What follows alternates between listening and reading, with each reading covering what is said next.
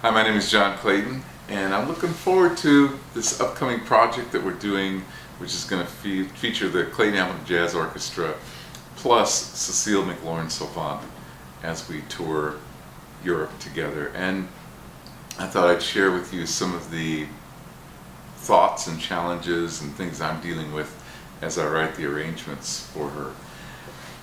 So one of the things that I like to do is I don't write for an instrument.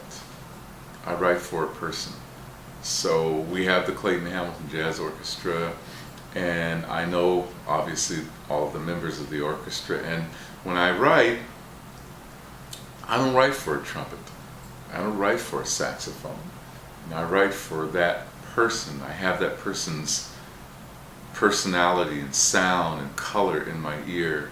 So if I'm writing, I think about all the things that Jeff Hamilton does that are so cool, and I think, oh man, I can hear him doing this, or what, he's a master of the brushes, and I think, wow, I want to get some of that great brush work that he does on this song.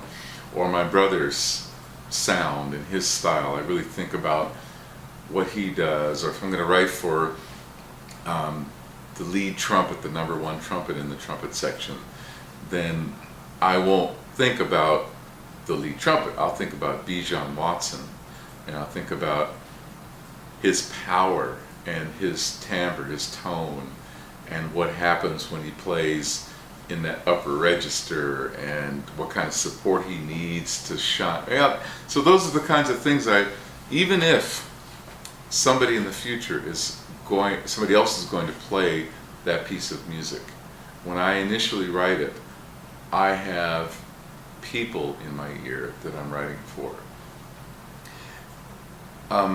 That always keeps me on track, and it keeps me focused on something other than a generic trombone or a generic saxophone or a generic piano. But then when I get to the vocalist, it's obvious there that I'm thinking about the vocalist and his or her sound. In this case, I'm really thinking about Cécile McLorin Salvant, but not just the timbre of her voice. I also think about the drama that she brings to a song.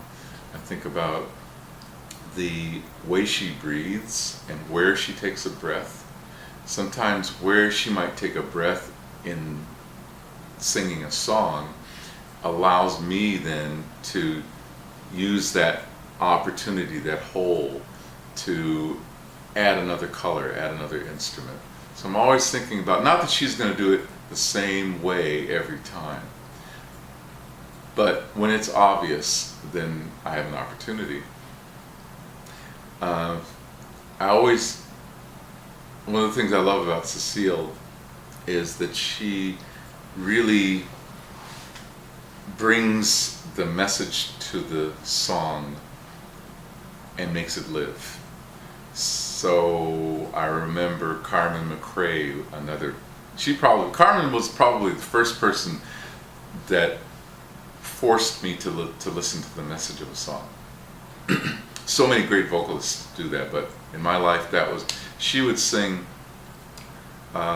someday he'll come along, the man I love, and he'll be big and strong. And you could see big. She didn't just sing the word big, she made it big.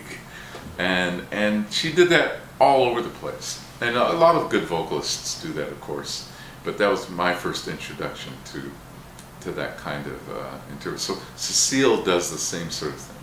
She really thinks about the drama behind the lyric, behind the story, and she delivers that, which gives me the chance as an arranger to think about how can I go with her with that drama. Maybe that drama needs a Jeff Hamilton fill on the drums.